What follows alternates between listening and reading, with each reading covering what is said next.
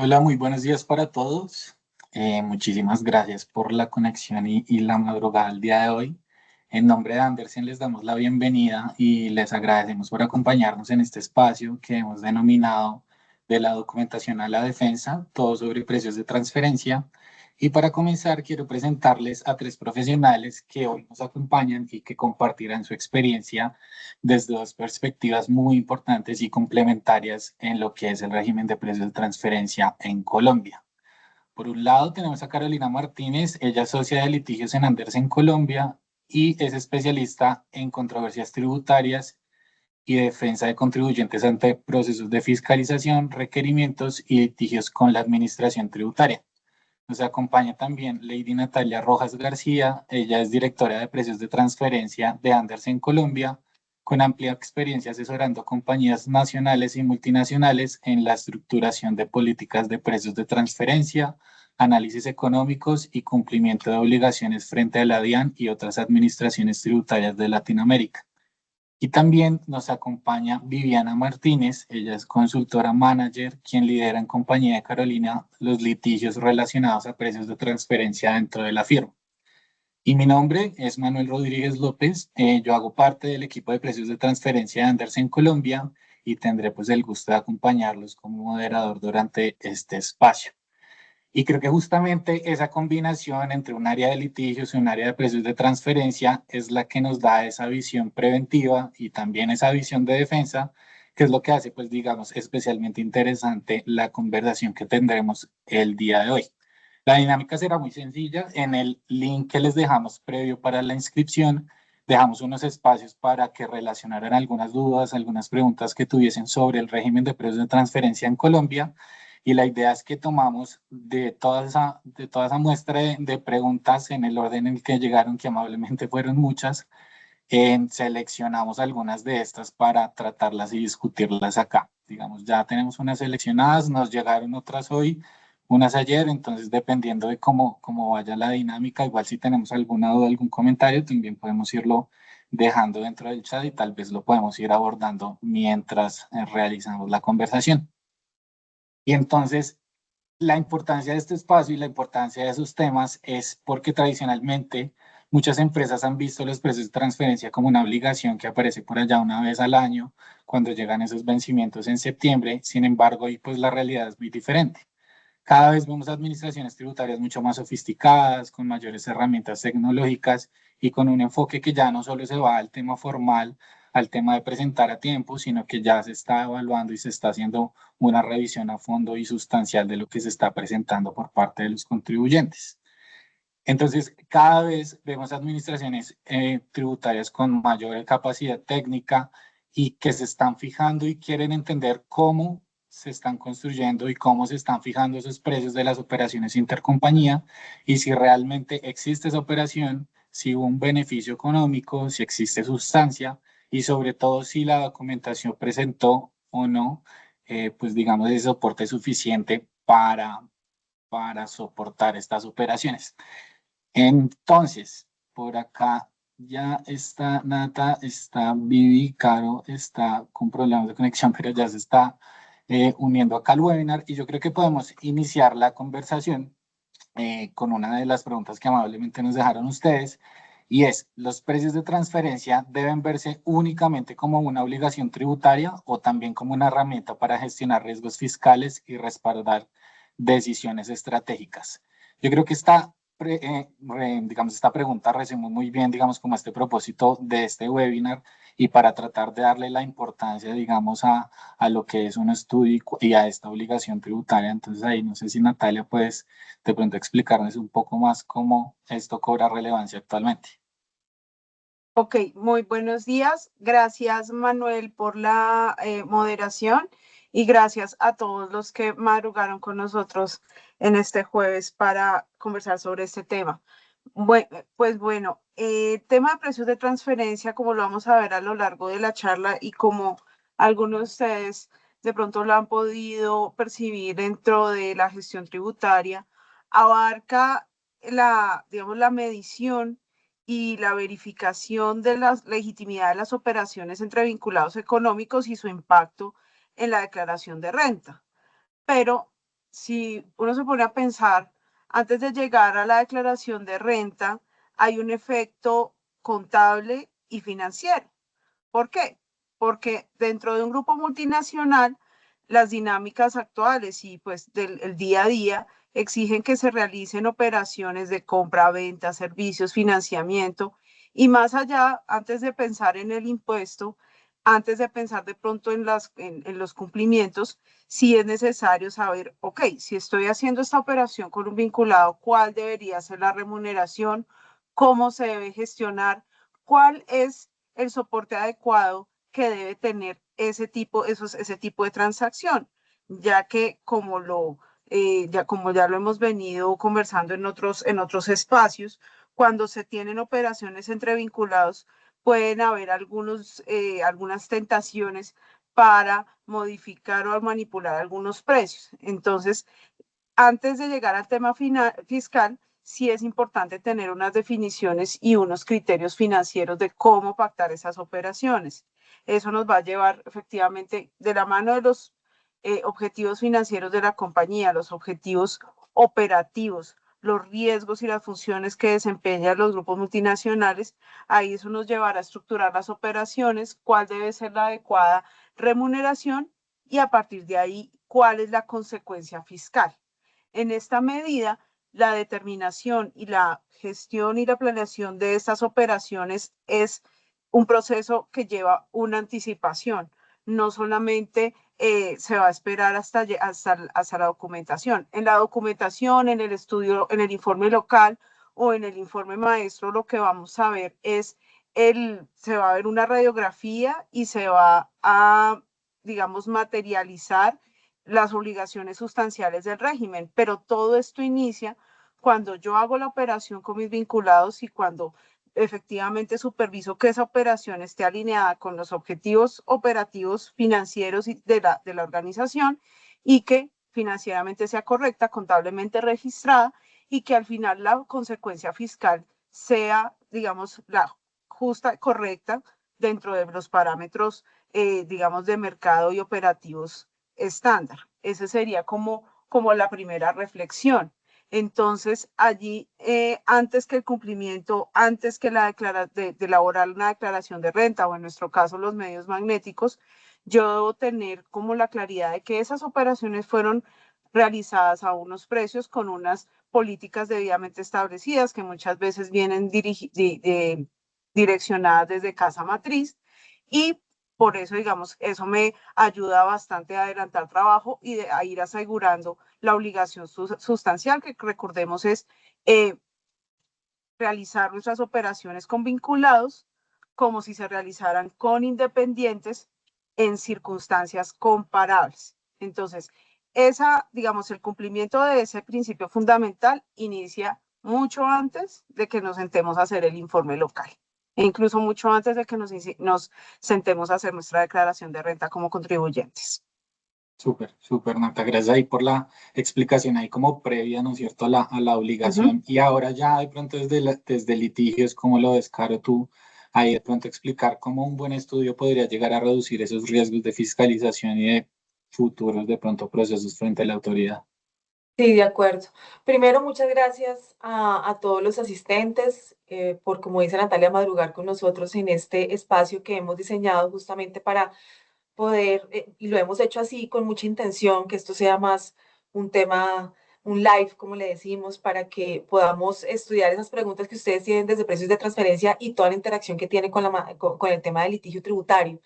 Y pues le agradezco naturalmente a Natalia, a Vivi y a Manuel por el espacio y por supuesto a la firma y naturalmente a todos ustedes por acompañarnos. Bueno, nosotros desde el área de litigios siempre decimos que un estudio de precios de transferencia tiene básicamente dos momentos, el día en el que se prepara y el día en el que la DIAN lo lee. Y nosotros tenemos que prepararnos no solamente para hacer el estudio en ese momento, sino para cuando la administración lo lee, porque muchas empresas preparan el estudio pensando en cumplir solamente un requisito de índole formal, pero cuando llega una fiscalización, ese documento, ese estudio que nosotros hemos preparado, se convierte en la principal prueba de defensa del contribuyente. Para nosotros, en el momento en que estamos en una fiscalización, nuestra principal prueba es ese estudio. Por eso, un estudio que sea bien elaborado permite demostrar que esas decisiones que se tomaron tienen criterios económicos y no únicamente criterios tributarios. Y justamente ese es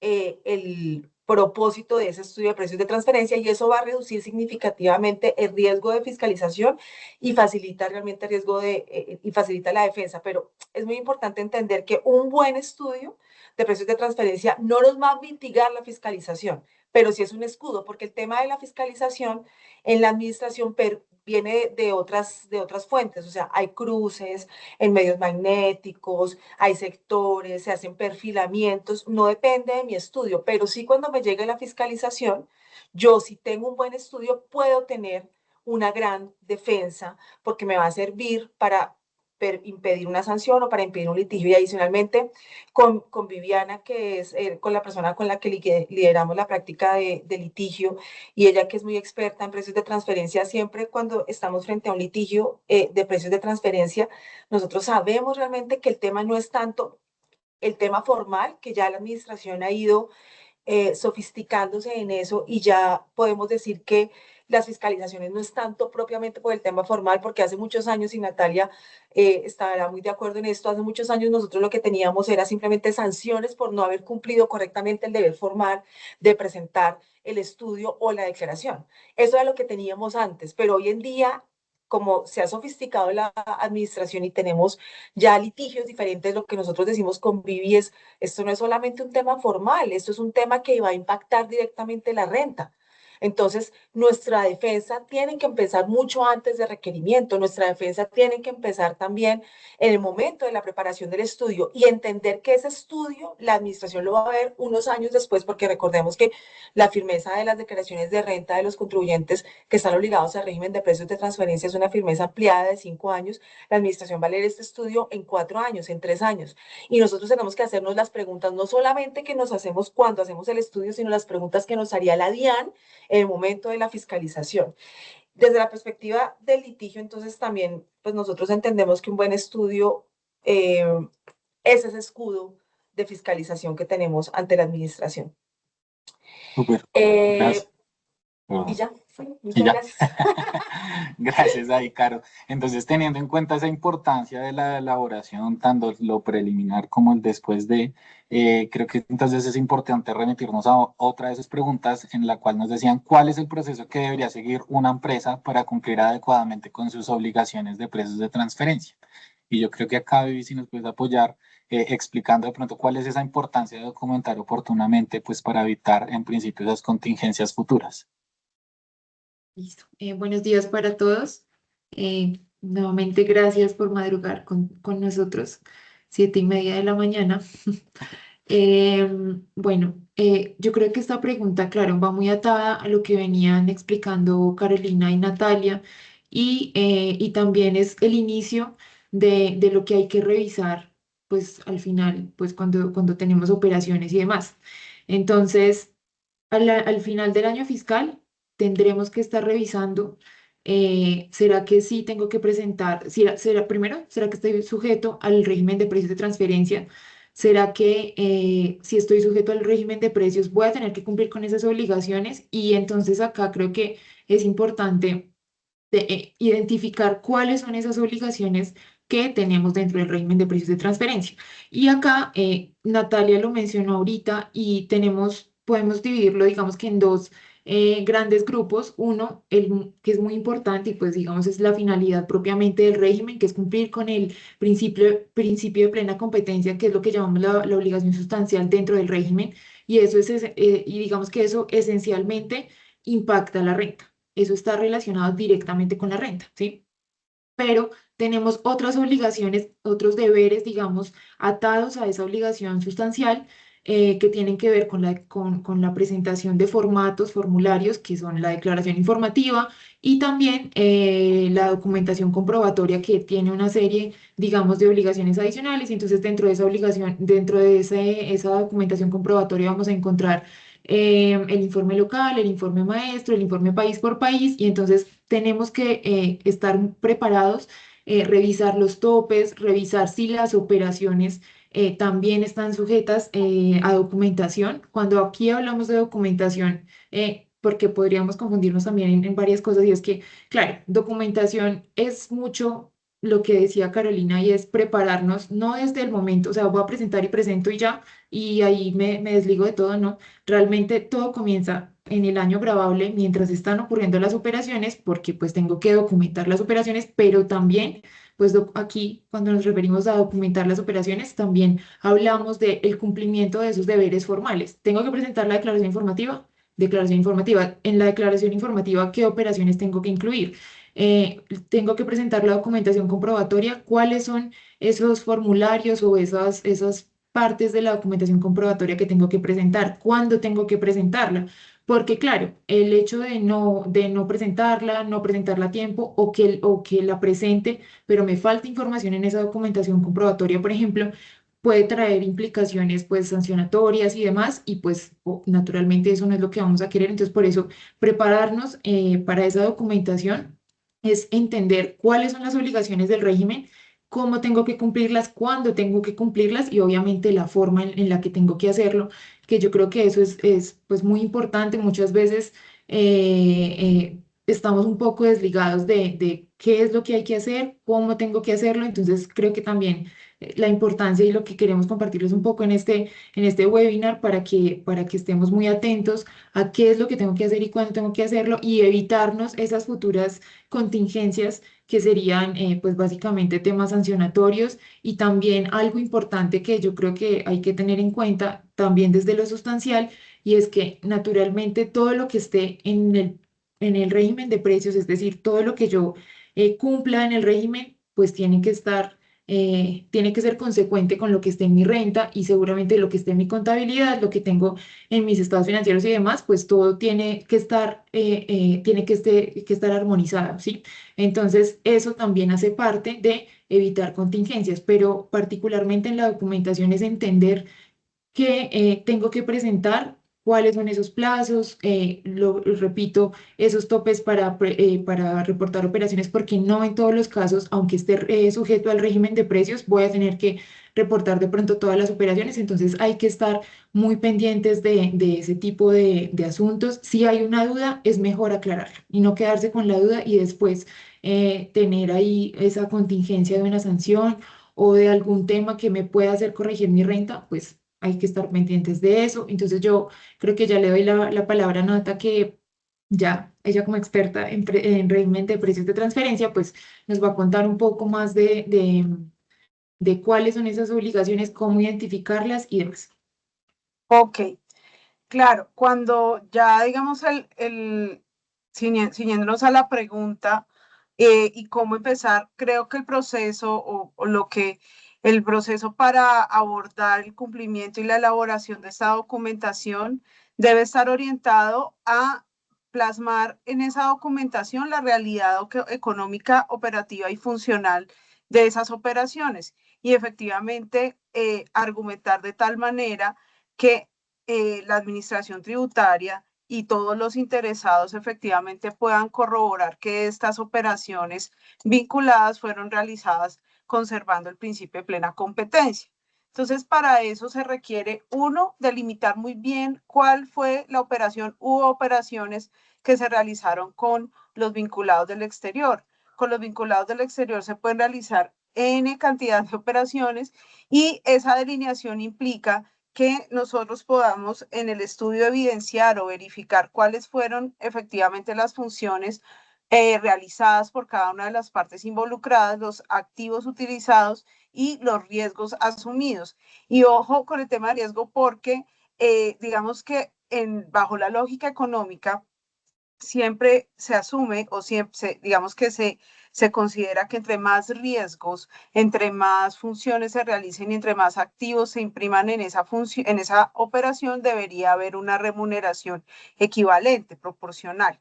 Entonces, también es muy importante ser conscientes y reconocer si esas operaciones que estamos haciendo con los vinculados son racionales a la luz de la lógica económica, porque a veces uno se encuentra con operaciones que no serían reales en el mundo real o en el mundo, digamos, en un mercado competitivo o entre partes independientes, como por ejemplo una operación de financiamiento sin una tasa de interés, perdón. Con ese trabajo previo, donde yo he construido un background funcional, yo debo tener las bases para poder ejecutar o aplicar un análisis económico. Y ahí hay que tener una premisa muy clara y es que yo no puedo comparar algo que no conozco o que no he descrito lo suficientemente bien o que no entiendo. Entonces, la primera parte del informe de precios de transferencia, en el informe local, yo debo asegurarme de tener una adecuada descripción de la operación y de la operatividad funcional de la compañía a efectos de llegar a una selección de un método o del mejor método que se aplique para esa situación. Nosotros no tenemos una jerarquía de métodos como tal en nuestra legislación, pero sí tenemos la norma del mejor método como en la gran mayoría de países de la región y también en Estados Unidos. Y eso nos lleva a cumplir un proceso de verificación y de argumentación donde yo señale por qué un método, ya sea de precio, ya sea un margen bruto o un margen operativo, es más adecuado en una u otra operación. Cuando yo ya hago esa selección, debo hacer una aplicación del método con toda la información, fórmulas y todos los procedimientos, digamos, que de algún modo puedan permitirle a la administración tributaria y a los interesados poder entender y entender muy bien por qué ese precio que yo pacté efectivamente sí es de plena competencia. Igualmente, no podemos desconocer que el informe local es un documento que no está solo, que debe hablarse, además de los soportes de otros soportes tributarios, como ya los mencionó Viviana, también debe hablarse en coherencia con el informe maestro, que si bien no es obligatorio para todo el universo de los contribuyentes que están en la obligación en el régimen de precios de transferencia, sí hace parte de la documentación de los grupos multinacionales. Entonces se debe tener coherencia en lo que se dice en el informe local frente a esas funciones y a ese papel que tiene ese contribuyente colombiano dentro del informe maestro.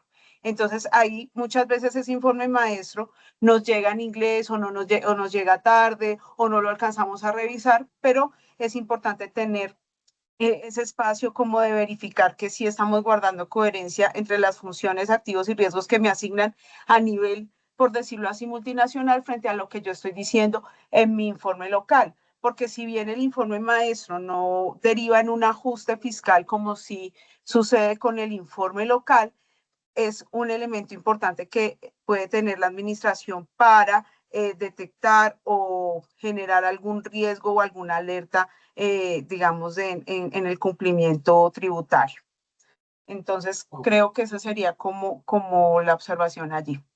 Gracias, Nata. Entonces creo yo que ya teniendo claro, como decía Vivi, de el qué, el cómo y el cuándo, y también como esos consejos o ese mapa ahí, digamos, de ruta para el cumplimiento que mencionaba Natalia, es importante, digamos, responder una de tal vez las primeras preguntas que se digamos, realizar a un consultor o que se realiza a la persona que trabaja internamente de la compañía, y es con la pregunta que ustedes nos dejaron. Me gustaría saber sobre obligaciones a reportar y sanciones por no reportar. Entonces, acá, Nata, si nos puedes ayudar de pronto mencionando cuáles son esos umbrales, cuáles son de pronto esas operaciones sujetas al régimen de precios de transferencia y cuáles son puntualmente esas obligaciones, digamos, documentales. Y de pronto ya luego Vivi, desde el área de litigios, nos puede comentar cuáles son esas sanciones, cuáles son esas tendencias de fiscalización y cómo esas consecuencias por el incumplimiento. Claro que sí. Debemos hacer como digamos, como un pequeño resumen y es recordar que los obligados a precios de transferencia son aquellos, primero, contribuyentes del impuesto sobre la renta, es decir, que también están cubiertos incluso los que pertenecen al régimen especial, aquellos contribuyentes que tienen vinculados en el exterior y en zona franca y además realizan operaciones con esos vinculados. Entonces allí ese punto es bien importante tenerlo en cuenta, el tema con zonas francas. Y también un punto más sustancial es qué pasa con aquellos contribuyentes que están en SOMAC o en CESE, aquellas zonas especiales que tienen unos beneficios tributarios y que tienen renta exenta. si bien no están obligados de forma, por decirlo así, formal, no tienen que presentar el informe local y la declaración informativa, sí deben conservar las normas del 260-1 y 260-4 para las operaciones que hagan estas empresas con vinculados que estén en otras partes del territorio nacional. Ahora bien, ya teniendo, digamos, esa claridad, si soy un contribuyente que tiene operaciones con vinculados del exterior, pues debo entrar a revisar cuál es mi situación a cierre 2025 en términos del patrimonio bruto, de los ingresos brutos, y si supero unos 100.000 VTs en patrimonio bruto o ingresos brutos mayores a 60.000 VTs, pues ya sé que en primera medida debo hacer la declaración. Mis ingresos 100.000 VTs en este momento para 2025 son alrededor de 4.979 millones de pesos y los ingresos brutos 61.000 VTs alrededor de 3.037 millones de pesos. Realmente son unos topes bajitos si miramos un poco el vecindario y digamos que ese es el primer indicador que debo revisar. Posteriormente, si sé que tengo operaciones con vinculados, debo fijarme si este tipo de operación, si el acumulado me suma más de 45.000 VTs, aproximadamente 2.240 millones de pesos, tengo que, además de la declaración informativa, preparar el informe local que tiene pues todo este recorrido que mencionábamos en la pregunta anterior. Y también un punto muy importante a tener en cuenta y es que los contribuyentes del impuesto sobre la renta que realicen operaciones con personas, con entidades domiciliadas en jurisdicciones no cooperantes o en regímenes preferenciales deben conservar también las obligaciones de precios de transferencia. En el caso de la declaración no tiene ningún umbral, es decir, un contribuyente así tenga un ingreso pequeño o un patrimonio bruto pequeño debe presentar su declaración si realizó operaciones con jurisdicciones no cooperantes. Por ejemplo, se me ven en este momento a la cabeza Trinidad y Tobago, Qatar, todavía, digamos, nuestra lista en este momento son 25 países y también con regímenes preferentes en materia tributaria que tienen otras características que ese punto también es bien interesante y nos daría para otra conversación diferente.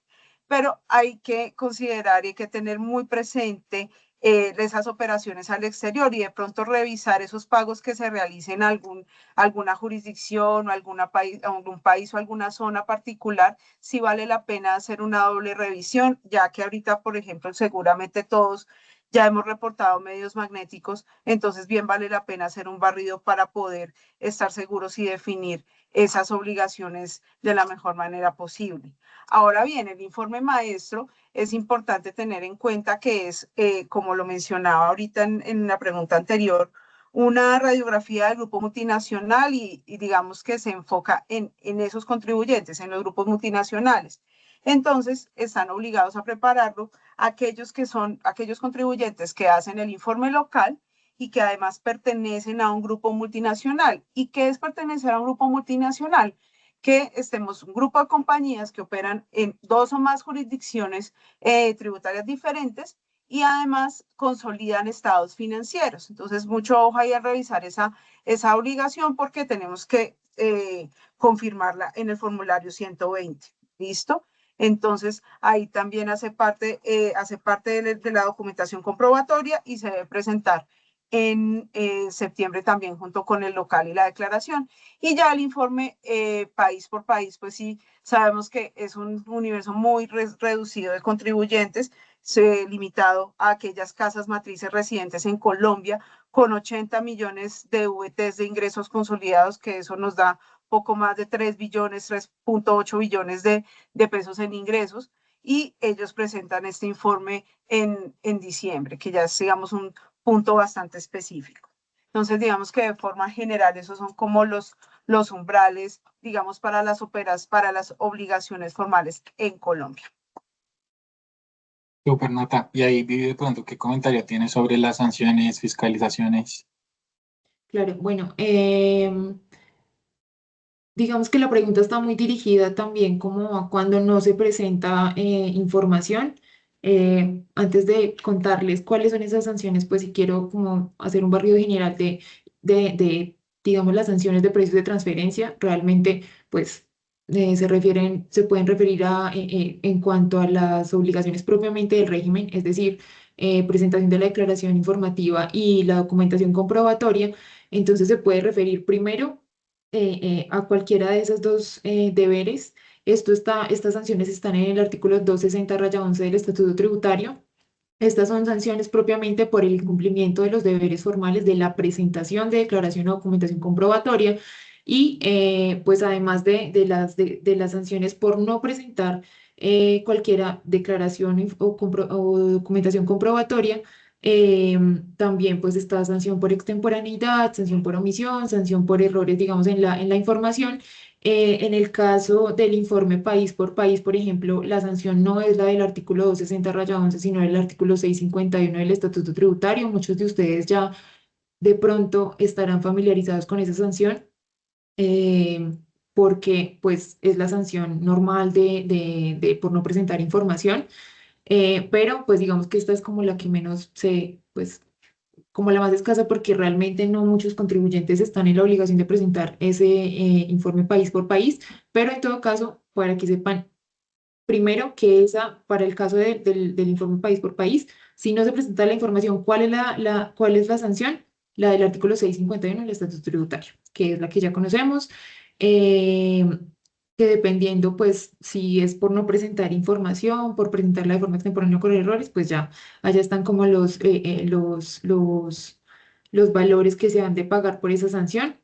Y ya propiamente de las sanciones por el régimen, entonces, les decía, la norma lo que hace es dividirnos esas sanciones dependiendo del deber del que estamos hablando. Entonces, hay que identificar si se trata de la declaración informativa o de la documentación comprobatoria. Entonces, primero, cuando se trata de la declaración informativa, por ejemplo, em, la sanción propiamente por no entregar la información equivale al 4% de las operaciones y tiene un tope de 20.000 VTs, que son hoy 1.047 millones. Entonces, es importante tener en cuenta esto, tener en cuenta además que esas sanciones tienen unas particularidades para la aplicación. ¿Listo? A diferencia de lo que puede ocurrir, por ejemplo, con la no presentación de la declaración de renta o del IVA o de retención, estos tienen particularidades porque cuando uno entra y mira ese artículo 260-11, ve que, por ejemplo, la norma habla de extemporaneidad. Una sanción es cuando la presento después de los 5 días del vencimiento del término. Entonces, dentro de los primeros 5 días una es la sanción, después de esos 5 días otra es la sanción. Para el caso, por ejemplo, de no presentar definitivamente la declaración, se va a aplicar después, un mes después del emplazamiento, cuando no es presentada esa declaración informativa. Entonces, es importante tener en cuenta eso, porque no es que en todos los casos o simplemente por el hecho de no haberla presentado, hay que revisar, digamos, en esos casos, si definitivamente estamos omisos en esa declaración, hay que verificar en qué punto nos encontramos, digamos, cuánto tiempo ha pasado desde el vencimiento de la obligación. Aquí creo que el primer punto, estando todavía explicando este tema de las sanciones y entrándonos un poco a la fiscalización, es un llamado a la calma. Y es que cuando nos llega un pliego de cargos, cuando nos llega un requerimiento especial, cuando nos llega un oficio persuasivo, una comunicación de la DIAN, no respondamos de una, sino calma, revisemos qué está pasando, revisemos con el asesor qué está pasando, con el área, digamos, de impuestos, qué está pasando y realmente qué es lo que podemos hacer con esto, porque como les digo, por ejemplo, en el caso de estar omisos en la presentación de esta declaración, hay que ver qué puede pasar. Entonces, claro, está esta parte propiamente de la sanción por no presentarla, pero también hay un asunto que puede, obviamente, tener implicaciones en la renta, y es que todas las operaciones que hubieran estado sujetas a ser reportadas en esa declaración informativa y pues por no haber presentado la declaración informativa, pues no se pudieron revisar bajo el régimen de precios de transferencia.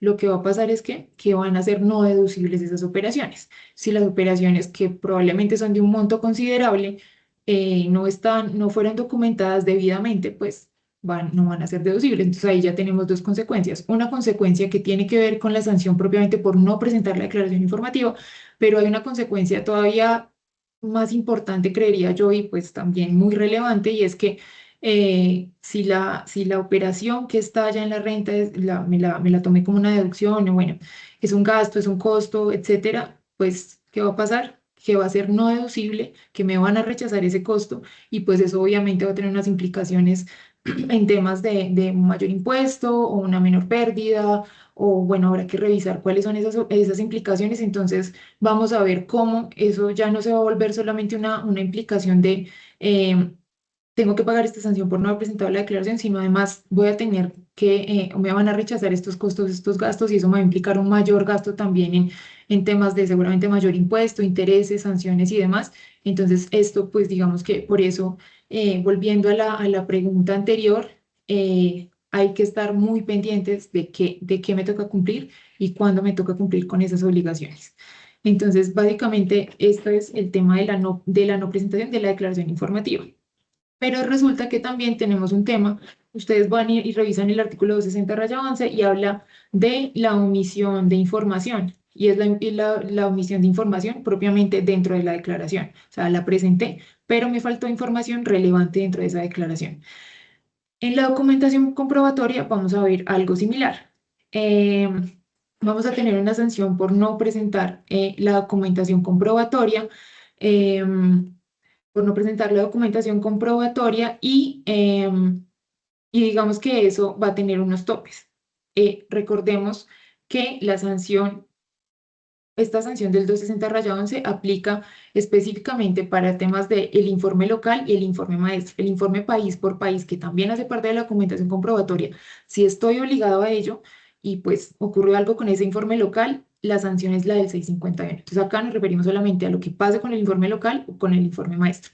Entonces tenemos la no presentación, un tope que es de 25.000 VTs, y que eso es más o menos 1.300 millones de pesos, y esto es para el tope, para las operaciones eh, em, que sería el 4% del total de las operaciones respecto del cual no se reportó la documentación comprobatoria. Frente al no envío del informe local también puede ser del 6% con un tope de 30.000 VTs, que son más o menos 1.500 millones, y esto depende del valor de las operaciones. Y tenemos otra sanción que puede parecer similar, pero pues que no lo es, y es la omisión. Entonces, la omisión en el envío total o parcial de la información de la operación relativa, de la información, perdón, de las operaciones con vinculados. Entonces, esta omisión es solo parte de la información. La no presentación es que definitivamente yo no presenté el informe local y no presenté no presenté el informe maestro, no lo presenté absolutamente. Listo. Eso es importante tenerlo en cuenta como esa diferenciación, porque pues naturalmente los porcentajes son diferentes y la no presentación es que definitivamente yo nunca, repito, lo presenté.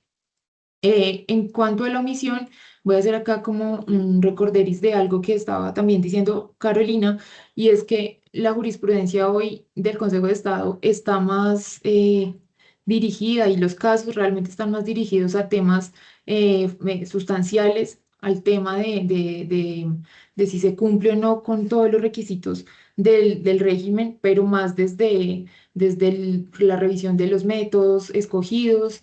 La revisión, digamos, de los porcentajes y demás, más desde lo de fondo, digamos, pero pues naturalmente también están todos estos temas de lo formal, y en los temas de lo formal, que es si lo presenté tarde, lo presenté con errores y demás, pues también tenemos algunos asuntos. Acá hay una sentencia que es relevante que quería traer, pues, que quería mencionar, y es que hace unos años la DIAN había sacado un concepto diciendo que para un caso en específico se aplicaba la sanción por omisión y no la sanción por extemporaneidad. Entonces, ¿qué pasó en ese caso? Ese contribuyente, o perdón, en ese caso que le habían puesto del concepto, decían como, bueno, si una persona presenta el informe local, pero no presenta el informe, pero presenta tarde el informe maestro, pero lo presenta tarde, ¿cuál debería ser la sanción? Y la DIAN dijo, debería ser la omisión porque parte de la documentación comprobatoria, que es una unidad, no se presentó. Entonces, cuando dice omisión total o parcial de la información, pues como usted no presentó el informe maestro, yo entiendo que es una omisión. Y esta sanción, pues es mayor a la sanción por extemporaneidad.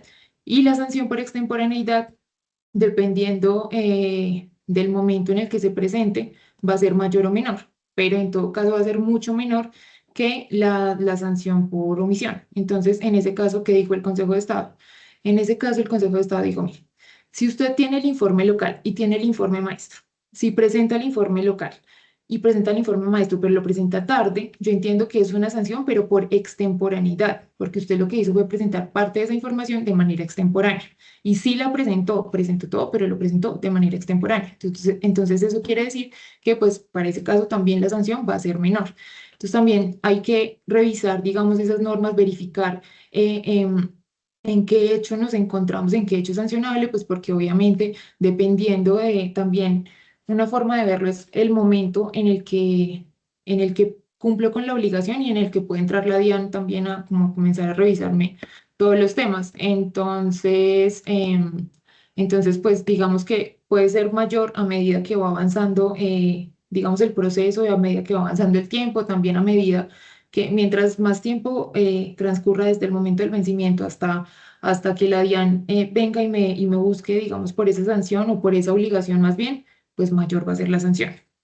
Entonces es importante como verificar esas diferencias y pues digamos también a lo que nos podemos enfrentar cuando se incumple cualquiera de las obligaciones, pues esta sanción y la sanción seguramente además del pago pues podría implicarnos un proceso porque si hay que discutirlo, si no hay que discutirlo, si hay que revisarlo, pues nos va a implicar un proceso que se puede tardar unos 5 años o mucho más y pues obviamente eso es un desgaste en tiempo, es un desgaste en dinero y pues esos son el tipo de cosas que hay que verificar. Digamos que en los procesos sancionatorios son relativamente más sencillos, pero cuando ya estamos en un proceso, por ejemplo, de revisión, que es cuando me están revisando la renta, cuando me están cuestionando costos, gastos, incluso me están hablando de mis ingresos y me están diciendo que no están bien soportadas las operaciones sujetas al régimen o que las operaciones estaban sujetas al régimen y yo no las documenté, pues eso naturalmente implica un desgaste mayor, entonces hay que verificar ese tipo de cosas. Y pues creo que, no sé si como para ampliar el tema, pero pues creo que eso era lo que quería como compartirles por este asunto de las sanciones.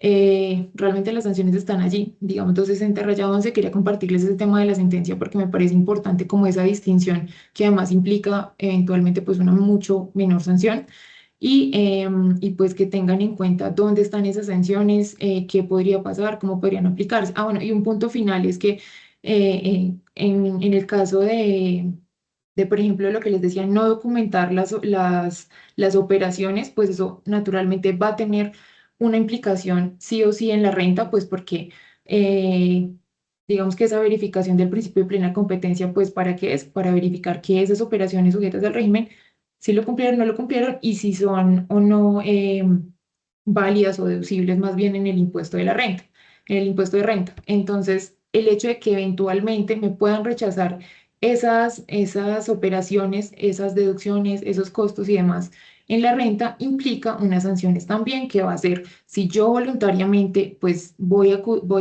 corregir eso porque ya me di cuenta tarde, ya había presentado la renta y demás, me di cuenta tarde, pues eso va a implicar que tenga que corregir mi declaración y eso va a implicar una sanción del 10% o 20% si es después del emplazamiento o si ya me veo frente a un proceso de revisión, pues la sanción va a ser mayor, perdón, que es lo que les decía, a medida que va avanzando el tiempo, a medida que va metiéndose, digamos, más la administración, pues la sanción va a incrementar y ahí ya se va a llamar no sanción por corrección, sino sanción de inexactitud. Y en la sanción de inexactitud, pues va a ser del 100%, digamos que a través de las etapas del proceso uno puede obtener reducciones, entonces se va a ver más como el 25, 50 o el 100%. Y pues eso es, digamos, un tema adicional, por ejemplo, lo que les decía al inicio, si no presenté la declaración y tenía que hacerlo, además de que me pueden imponer esa sanción por no presentar la declaración informativa, pues me van a rechazar estos costos o gastos y la sanción ahí va a ser del 100% sobre el mayor impuesto a pagar. Entonces, digamos que puede ser realmente muy gravoso el tema de no, de incumplir, digamos, estas obligaciones del régimen. Listo, súper bien, muchas gracias ahí por ese contexto, digamos, de el régimen sancionatorio propio de precios de transferencia en Colombia y adicional, pues esa conexión, esa relevancia que tiene con la declaración de renta que puede generar, pues digamos, unas sanciones o unos, de pronto unos montos cuantiosos a pagar, digamos, ahí para los contribuyentes. En línea con esto y como viendo ese foco tal vez de fiscalización que tiene la DIAN actualmente, encontramos que la DIAN a nosotros nos deja un listado de operaciones que están sujetas al régimen, ¿no? Entonces tenemos por un lado operaciones de ingreso, por otro lado operaciones de egreso, y en ambas partes encontramos temas relacionados a servicios. Y los servicios actualmente, pues digamos, son ese foco y en línea con varias de las preguntas que ustedes nos plantearon, nosotros acá preguntamos es, ¿cómo puede una empresa demostrar que los servicios prestados entre compañías vinculadas cumplen con el principio de plena competencia? Entonces, acá desde el área de litigio creo que podemos tratar de pronto cuáles serían esas pruebas en el proceso y hablar un poquito de la experiencia que hemos tenido tratando, digamos, de apoyar a los contribuyentes en la justificación de esa realidad, de esos gastos o de esos ingresos. Y desde el área de precios podemos plantear de pronto cómo es ese método, cómo se realiza ese análisis funcional y también esa importancia en cuanto a la prueba del beneficio que pueda llegar a tener el tema de servicios. Bueno, sí, realmente el tema de los servicios intragrupo probablemente es una de las operaciones que se discuten más en la fiscalización. Y nosotros vemos en la práctica que la pregunta de la DIAN casi siempre es la misma. ¿Qué recibió realmente la empresa colombiana? En un proceso no basta solamente con mostrar una factura o un contrato, tenemos que acreditar efectivamente que el servicio se prestó, que ha generado un beneficio para el receptor y que ese valor sí cumple con las condiciones de mercado, porque, y además, entre más evidencia contemporánea nosotros tengamos de ese servicio, y contemporánea, ¿a qué me refiero? El momento en que se presta realmente el servicio, pues vamos a poder defender muchísimo mejor en un proceso de fiscalización, incluso ante un juez, ese servicio que se ha prestado. Nosotros tenemos un concepto de la DIAN, el concepto 07, el concepto 7591 del 2025, en que analiza justamente ese tema de los servicios intragrupo y dice, mire, lo primero que se debe hacer es hacer el análisis de la deducibilidad de ese gasto, artículo 107, necesidad, causalidad y proporcionalidad. Y después de hacer ese análisis, vamos a aplicar el análisis de precios de transferencia propiamente dicho, y la administración indica que en esos servicios intragrupo yo que debo verificar que la operación cumpla con los presupuestos generales de la deducibilidad, sí, en efecto, que el artículo 107, y que adicionalmente se haya en el régimen de precios de transferencia, que comprobemos que se ha prestado el servicio, que existe la necesidad económica del mismo en la entidad receptora y que la remuneración, como les digo, cumpla con esas condiciones de mercado. En ese sentido, nosotros hemos establecido en la práctica como tres bloques de pruebas. Tres bloques de pruebas. El primero, la prueba de la realidad del servicio. Y les reitero, no basta solamente, hoy en día no basta solamente con tener la operación documentada o con tener la factura o el contrato. Tengo que probar estas tres cosas. Primero, la realidad del servicio. Eh, el servicio realmente existió y cuáles pueden ser las pruebas contemporáneas, y por eso les digo contemporáneas, en el momento en que el servicio se está prestando, y desde ese momento nosotros tenemos que hacer nuestros expedientes de defensa. Y lo que vemos que las pruebas más útiles de esto suelen ser el contrato, sí, naturalmente, pero también las órdenes de servicio, si hay correos electrónicos, minutas, actas de reuniones, presentaciones, informes, estudios entregados, que haya cronogramas de trabajo, reportes de avances, y en algunas empresas existe, por ejemplo, este tema del time manager, registro de horas, también tener ese registro de horas, la evidencia de las reuniones virtuales y cuáles fueron los productos finales entregados. Como les digo, tener las pruebas contemporáneas es muy importante porque no es lo mismo 3 años después, 4 años después, hacer un informe o entregar a recabar todas esas pruebas que tener toda esa documentación en el momento en que se presta el servicio. La DIAN valora mucho más, por ejemplo, los correos electrónicos que nosotros podamos tener, las minutas de las juntas, de las actas, que un informe que se haga mucho después de la prestación del servicio o una certificación que nos entregue el prestador, ya después de varios años de haber prestado ese servicio. Este sería el primer bloque de pruebas de la realidad del servicio. El segundo bloque de pruebas es de si el beneficio recibido, el benefit test que se denomina, cuál fue el beneficio recibido por la empresa colombiana, eh, para qué le sirvió ese servicio a la empresa colombiana. No basta demostrar que alguien trabajó realmente, lo que tenemos que demostrar es que el trabajo generó un beneficio económico o empresarial. Y, por ejemplo, para eso, ¿qué podemos tener? Decisiones adoptadas, decisiones que se han tomado gracias a ese servicio. Que se hayan realizado mejoras operativas, pero todo eso también naturalmente tiene que estar documentado por informes que se hayan realizado en ese momento. Reducción de costos, implementación de procesos, que haya apoyo comercial, fortalecimiento tecnológico, o una mitigación de riesgos. Todo que podamos nosotros evidenciar realmente que ese servicio que se ha prestado por ese servicio intragrupo sí está dándole un beneficio a la empresa en Colombia, porque nosotros vemos también en la práctica con Nati muchas veces que la administración dice, bueno, 5 años usted con ese servicio y no ha aprendido a hacer una asistencia técnica y no ha aprendido a hacer lo que tiene que hacer en 5 años después, ¿cuál es realmente el beneficio que está obteniendo la empresa? Muchas veces la DIAN no niega que el servicio se prestó. La DIAN no niega la realidad del servicio porque le puede servir la factura. Lo que niega es que lo que cuestiona es que realmente el servicio haya tenido un beneficio real. Y por último, otro bloque de pruebas sería las pruebas del valor pagado. Finalmente, la pregunta es una pregunta de índole económico. ¿Por qué se pagó exactamente ese valor? Y aquí nosotros, que es una de las cosas que nos dice la DIAN en ese concepto, y aquí una de las cosas que podemos tener como pruebas es explicación del criterio de asignación, cuál fue la metodología, aquí el análisis funcional, los comparables, un estudio económico, pueden ser políticas, digamos, globales del grupo que nos digan que así se asignan esos costos o documentos internos que nos puedan explicar esa distribución de costos. Y yo agregaría realmente algo adicional y es la consistencia de toda la prueba. Muchas veces en un caso no es que falten documentos, nosotros podemos tener todas esas pruebas, pero no son consistentes. ¿Por qué? Porque el estudio me dice una cosa, porque el contrato me dice otra, porque la factura me dice otra cosa, la contabilidad se utiliza otra cuenta y la declaración probablemente refleja una realidad diferente. Y eso en una fiscalización nos hace muchísimo daño porque nosotros nos vemos en la obligación de tratar de darle consistencia a documentos que son absolutamente incoherentes entre ellos. Por eso, desde el punto de vista de litigios, lo que hemos hecho últimamente es tratar de hacer una labor preventiva, hacer ese famoso expediente de defensa, algo que se ha vuelto muy famoso últimamente entre los litigantes, pero realmente es muy productivo, es muy beneficioso tener desde el momento en que se presta el servicio todos esos y hacer que todo sea coherente, ¿no? Porque también nosotros con Natalia y con Viviana hemos visto muchas veces que dentro del estudio de precios de transferencia, por ejemplo, decimos que es una asistencia técnica, pero nosotros vamos a ver la contabilidad y se dice que es otro tipo de servicio. La factura está diciendo una cosa diferente. Claro, como el estudio de precios de transferencia lo estamos haciendo después de que las cosas han pasado, y muchas veces no están teniendo en cuenta lo que nos dice la contabilidad o lo que nos está diciendo la factura, pues las cosas quedan incoherentes, inconsistentes y después estamos obligados a realizar ajustes que, como bien nos explicó Diana hace un momento, pues generan unas sanciones y efectos económicos muy importantes dentro de las compañías. Gracias. Básicamente es eso, esos 4 bloques de pruebas. Pruebas de la realidad del servicio, prueba del beneficio económico que se ha obtenido, prueba de la remuneración, de por qué se remuneró y tratar de que todo esto sea muy consistente para que cuando nosotros presentemos esto ante la DIAN o ante un juez, pues podamos tener la defensa.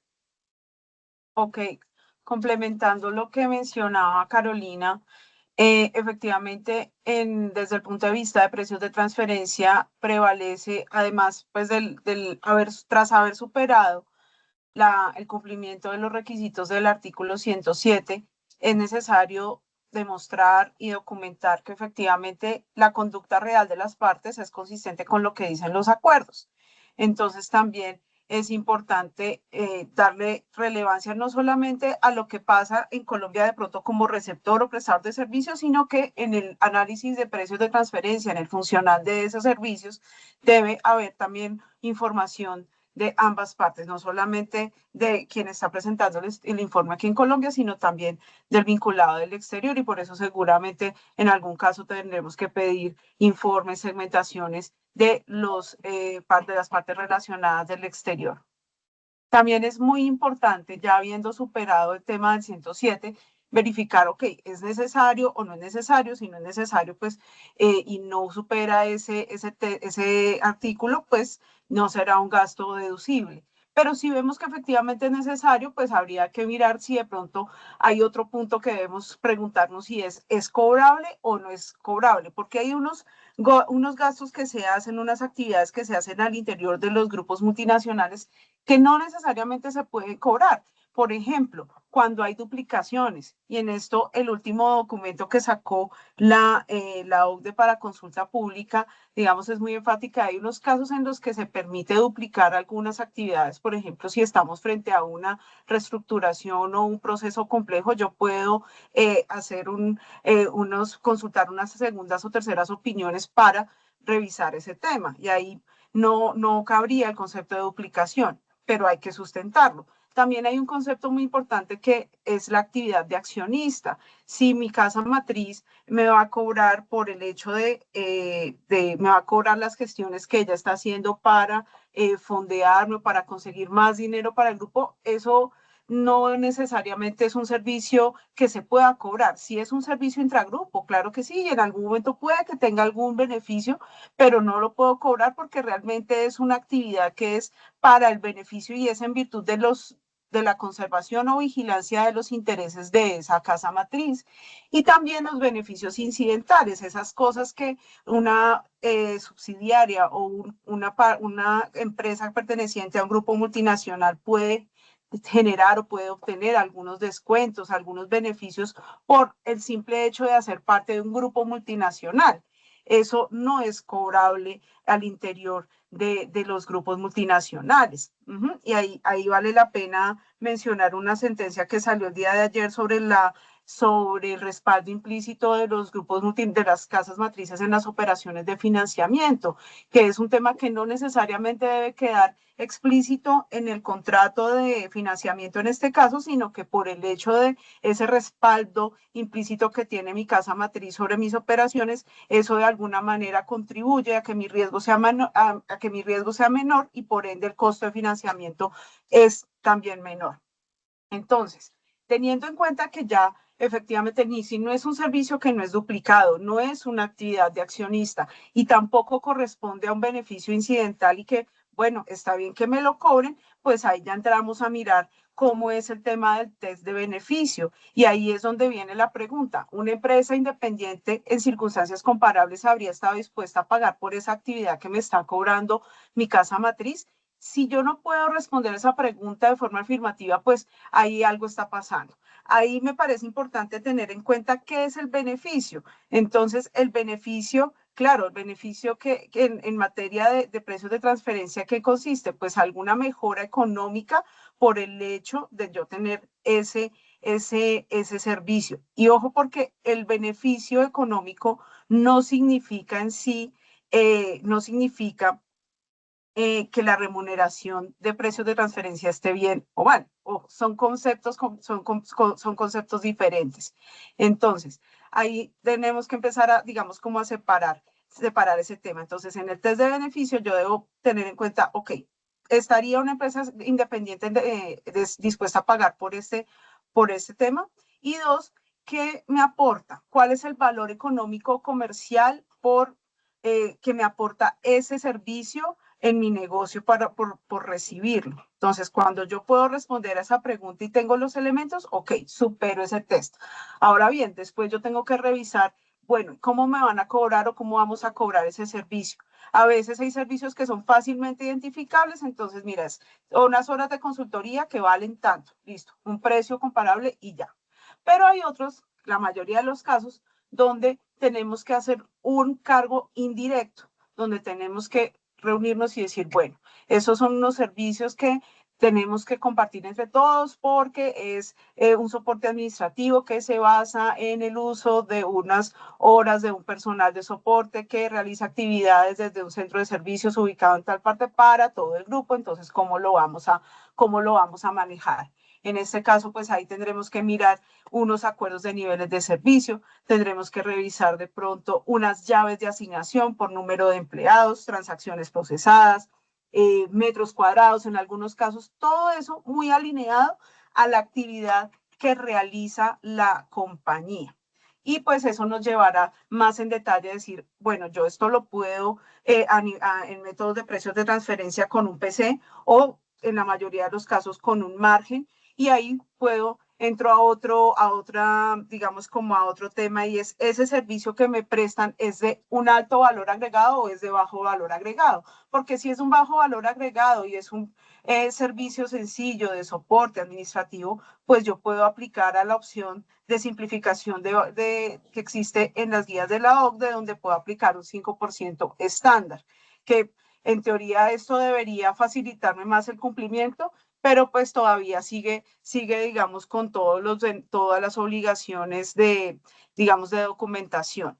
Y posterior a eso, hay algunos servicios que de pronto no necesariamente requieren la aplicación de un margen, sino que simplemente la función es muy pequeñita, es una intermediación muy sencilla, entonces simplemente se hace un pass-through de ciertos gastos. Entonces hay que revisar, digamos, hacer como un árbol de decisión cuando tengamos ese tipo de operaciones para saber cuál es como la manera más, digamos, más apropiada de abordarlo y que se hable directamente con pues como con los requisitos y la documentación que nos mencionaba Carolina. Entonces, esa, digamos, es como las observaciones desde el punto de vista de precios.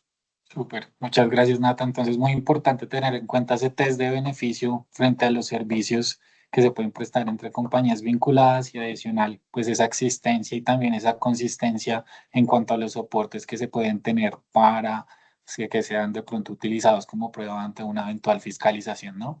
Y entonces ahora saliéndonos un poquito del tema de servicios y yendo a un tema de pronto más general y transversal a todas las operaciones, vamos a hablar de lo que son los ajustes, digamos, de precios de transferencia. En precios nosotros podemos ver dos tipos de ajustes y va a depender, digamos, de pronto de esa situación en la que esté la compañía. Primero, cuando estemos, digamos, durante ese año grabable que estemos de pronto analizando y aún no se ha cerrado contablemente ni fiscalmente, y por allá en junio nos damos cuenta que estamos fuera de mercado, que nuestros precios están por encima, por debajo o que las rentabilidades no están acordes a los comparables del mercado y yo logro hacer de pronto un ajuste contable que queda, digamos, dentro del año. Y la otra parte es que yo ya tenga ese cierre contable y que tenga que realizar de pronto un ajuste fiscal ya sobre la declaración de renta. Se pueden presentar dos escenarios, ¿no? En donde yo aún no he presentado mi renta y dejo solo ese ajuste como fiscal y de pronto yo ya estoy en septiembre y me di cuenta que estoy por fuera de rango y tengo que volver y abrir esa renta y efectuar de pronto esos ajustes. Entonces, puntualmente la pregunta que nos dejaban acá ustedes es, ¿qué tan aceptados son los ajustes de precios con únicamente efecto fiscal y realizados después del cierre del ejercicio?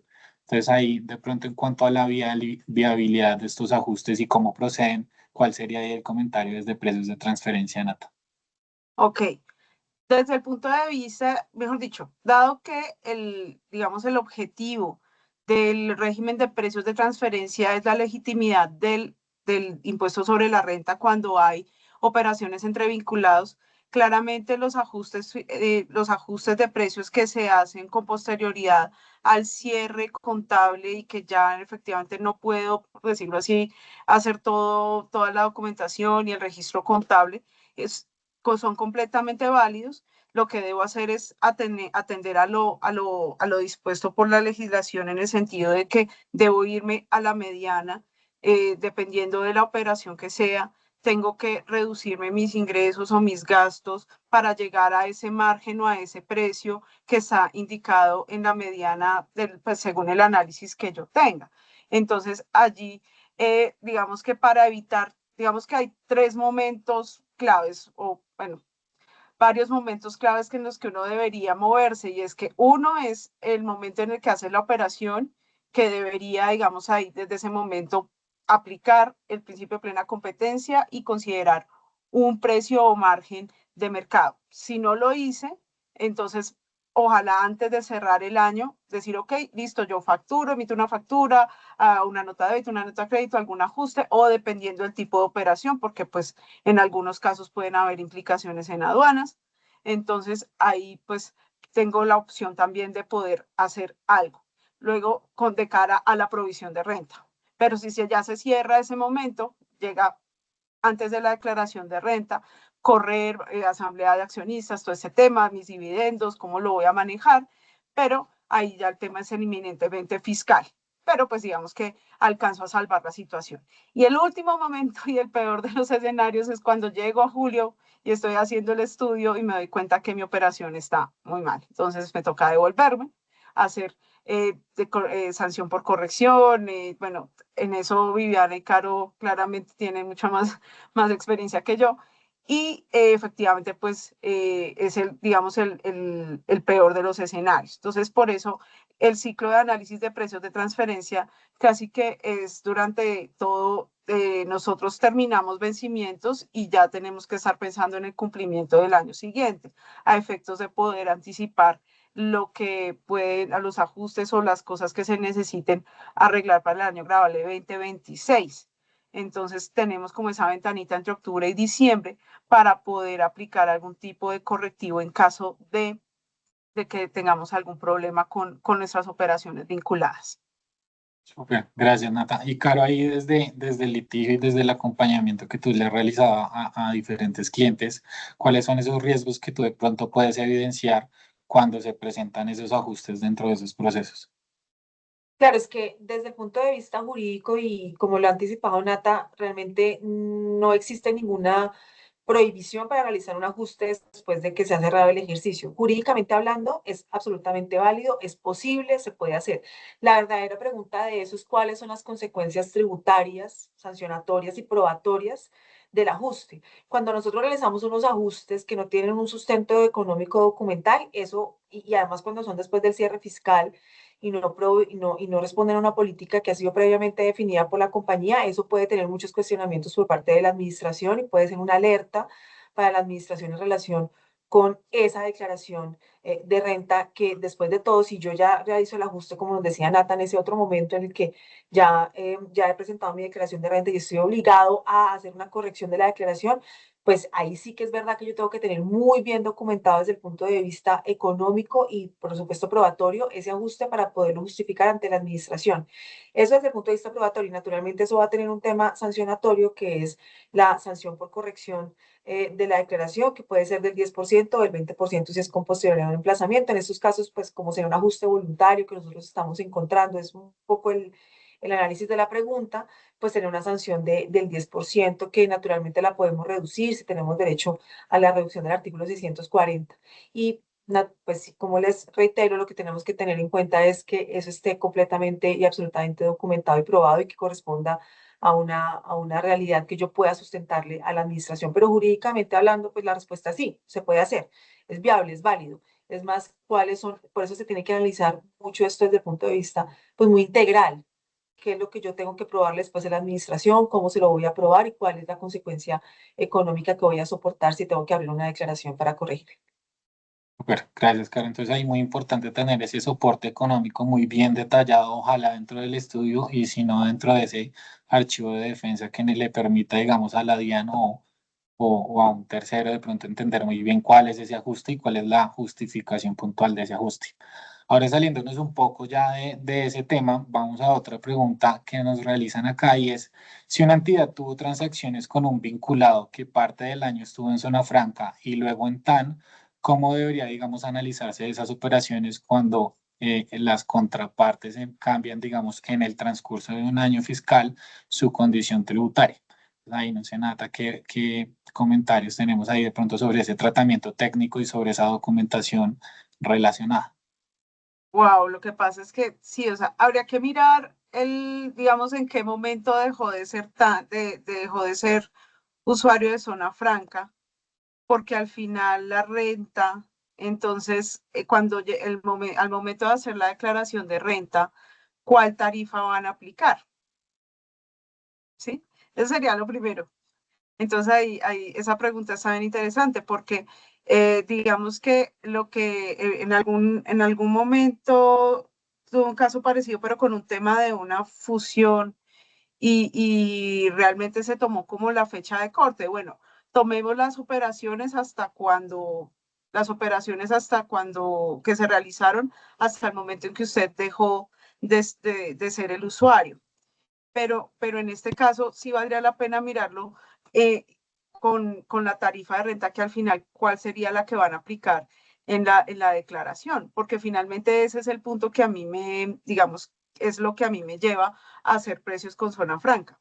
Sin embargo, yo de manera, digamos, conservadora y teniendo en cuenta el momento en que yo dejo de ser, porque si dejé de ser usuario de zona franca en febrero, pues uno dice, bueno, pues ya de pronto de pronto ni siquiera me toca, de pronto solo tengo que hacer declaración.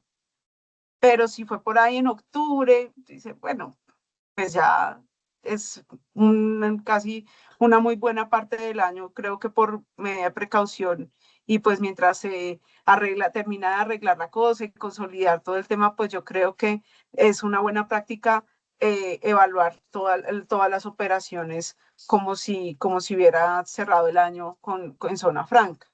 Entonces yo creo que depende del caso, pero el punto central para mí es la fecha en la que dejó de ser operador.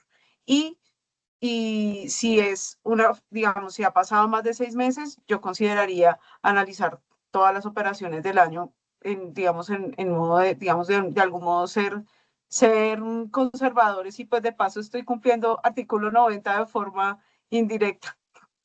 Claro que sí, ahí sí, Ujú. el mejor escenario es el conservador, ¿no? Sí. Entonces, Ujú. digamos, teniendo en cuenta eso, de pronto ahí vi cuáles son esos comentarios en cuanto al riesgo de reportar incorrectamente este tipo de operaciones cuando existe ese cambio ahí en las condiciones tributarias del contribuyente. Claro, yo creo que trayendo esa palabra que dijo Nata, que nosotros usamos mucho y es ser muy conservadores, a veces ser conservadores puede salir muchas veces más caro y a veces más cansón.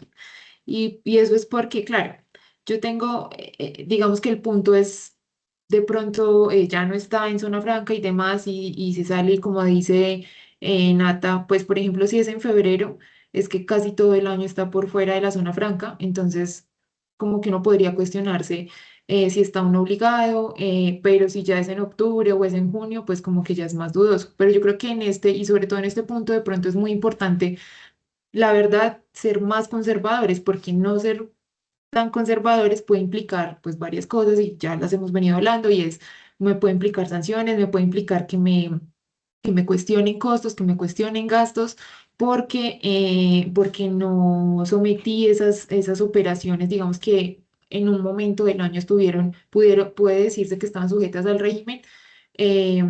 No las sometí pues digamos, a la documentación que correspondía. Yo creo que ahí hay que ser más conservadores, pues porque esas sanciones pueden salir más caras que no presentar, o digamos que el trámite o el tema de presentar esa declaración informativa, esa documentación comprobatoria. Yo sé que puede haber otras consideraciones adicionales en relación con por qué no presento estas o por qué no cumplo con estos deberes, pero pues yo creo que sí hay que ser más conservadores, porque claro, eso puede eventualmente derivar en sanciones por inexactitud. Lo que les digo, o sea, yo creo que de lo más grave de esto es que a mí me rechacen costos y gastos y de verdad estos litigios de precios de transferencia hoy vemos que son muy onerosos.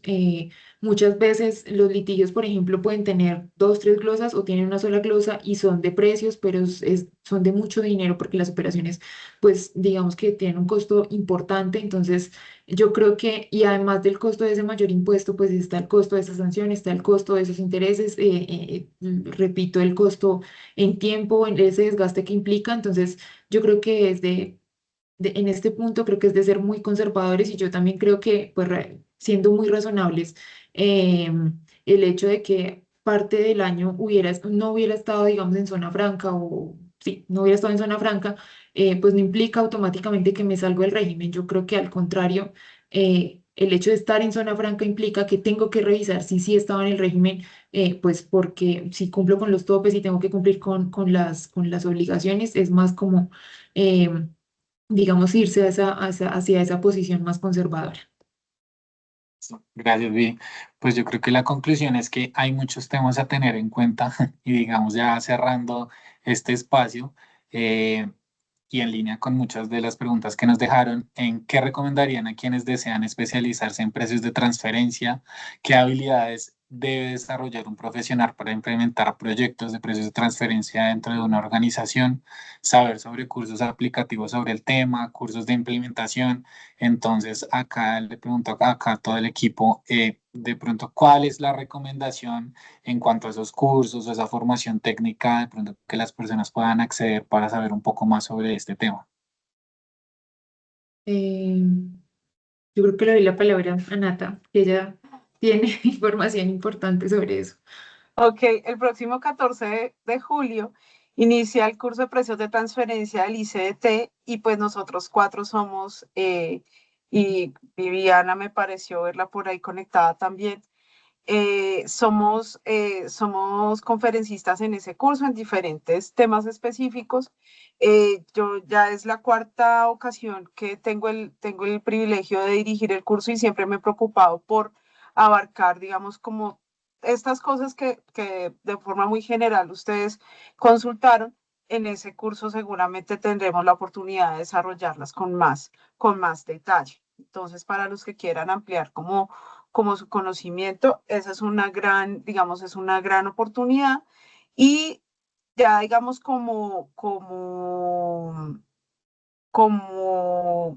no sé, como, digamos, como requisito personal o como siempre es muy importante estar muy abiertos y ser muy conscientes que en esto no hay una receta única.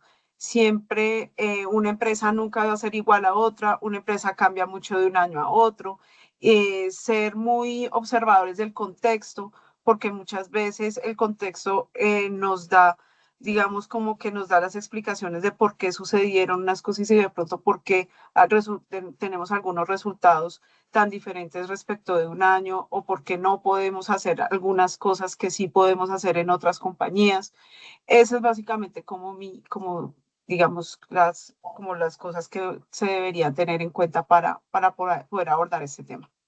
Sí, y una cosa ahí que quería como agregar, guiño, guiño, y es que naturalmente, como dice Nata, pues de empresa a empresa todas las operaciones pueden variar considerablemente. Entonces, si ustedes ven que se está poniendo complicado, que han tenido problemas, que han tenido litigios, que han tenido muchas cosas, y ustedes dicen, no, o sea, prefiero estar preparado y no tenerme que ir a todo este, digamos, desgastar todo el tiempo que implica esto, todo el dinero, porque estos litigios, repito, son bastante cuantiosos y pues con la cuantía también son el valor de los honorarios de las personas pues que están a cargo de esos procesos y ustedes quieren estar preparados, pues también.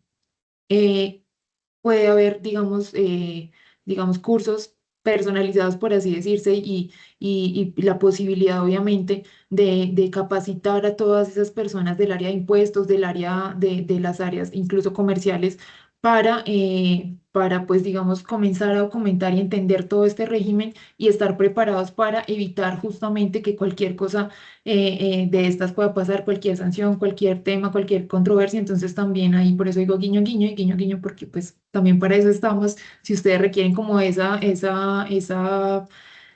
capacitaciones más personalizadas, esos temas de, venga, no, definitivamente quiero estar preparado y prefiero que ustedes me digan, vamos a reunirnos este día o estos tantos días, porque necesitamos esta información, porque mi área de impuestos la necesita, porque yo no quiero estar pensando más que si, que es que no sé, que no entiendo, que no sabía.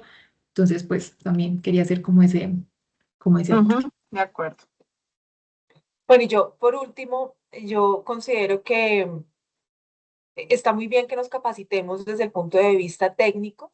Creo que eso es lo primero que tienen que tener las organizaciones, o sea, realmente un conocimiento técnico de los métodos, de los comparables. Pero yo considero que un profesional en precios de transferencia necesita por lo menos, además de esos cinco cosas. Primero, una capacidad de análisis funcional. Tiene que entender el negocio, no solo los números. Tiene que entender propiamente su negocio. Segundo, tiene que tener una habilidad para poder traducir lo que pasa en la vida real entre las áreas de finanzas, entre lo legal, entre el área corporativa. O sea, es que esa persona casi que tiene que ser un enlace que le pueda explicar claramente a legal, a finanzas, a corporativo, cuál es la realidad del negocio, qué es lo que pasa también en el tema de precios de transferencia y cómo van a documentar esa realidad en los estudios de precios de transferencia. Tiene que tener naturalmente una gran capacidad para manejo de bases de datos comparables y además tiene que tener una capacidad de redacción técnica propiamente dicha para que cuando estemos en esos estudios, pues naturalmente nosotros lo tenemos y lo hacemos nosotros cuando hacemos los estudios de precios de transferencia, pues esa capacidad de redactar muy bien desde el punto de vista legal y desde el punto de vista técnico, porque como les he dicho, este estudio lo va a leer después la administración y nos tenemos que anticipar a las preguntas de la administración después. Y adicionalmente tiene que tener, bueno, y además, pues otras dos cosas, tiene que tener una gran capacidad para gestionar proyectos, para cerrar, para contratos, para tener la evidencia. Y por último, yo considero en lo personal que tiene que tener una mentalidad de litigio. Tiene que anticiparse a lo que va a suceder posteriormente porque no podemos seguir nosotros pensando que de pronto nunca me va a pasar nada, porque también tenemos muchos clientes que nos dicen, por ejemplo, yo siempre he hecho eso así y nunca me ha pasado nada, hasta el día que le pasa. Hasta el día que le pasa y en ese momento no tenemos la documentación correcta ni tenemos las pruebas que nos puedan sustentar las posiciones que hemos eh, sostenido en los estudios y en las declaraciones de renta. Para mí eso es como los 5 puntos adicionales del conocimiento técnico que tiene que tener todo profesional en proceso de transferencia. Súper, Exacto. muchísimas gracias. Natalie, Y ¿adicionas algo? sí, efectivamente hacer diagnósticos previos y poder, digamos, tomar la iniciativa de revisar esto antes de que, porque realmente sí tenemos clientes que lo hacen. De hecho, ahorita vamos a un cierre de una auditoría preventiva, pero es realmente la proporción es muy pequeña. Si más empresas de pronto hicieran ese ejercicio que vamos a cerrar ahorita, seguramente se evitarían muchos, digamos, muchos contratiempos en la presentación, en posibles litigios, en controversias. Entonces, sí es también como cambiar un poco ese chip. Sí ha estado, digamos, sí han llegado más consultas de orden previo en casos muy específicos, sobre todo en temas de financiamiento, pero esto aplica para todas las operaciones. Entonces, la invitación es a, digamos, a revisar, podemos en una llamada, en una reunión como, mira, estoy planeando hacer tal operación o en esa expansión, entonces ahí estamos para poder soportar esa, digamos, también como esas estrategias de crecimiento. Muchísimas gracias entonces, Nata y Caro, por el espacio y a todos por conectarse. Se nos quedaron muchas preguntas por fuera, pero seguramente vamos a tratar de responderlas al interno. Y nada, esperamos que puedan seguir conectándose a estos espacios que genera Andersen y Esguerra para solucionar todas sus dudas. Muchísimas gracias. Gracias, Manu. Muchas gracias. Gracias, que Ustedes, tenga un buen chao. día. Chao. Hasta luego. Chao. Chao.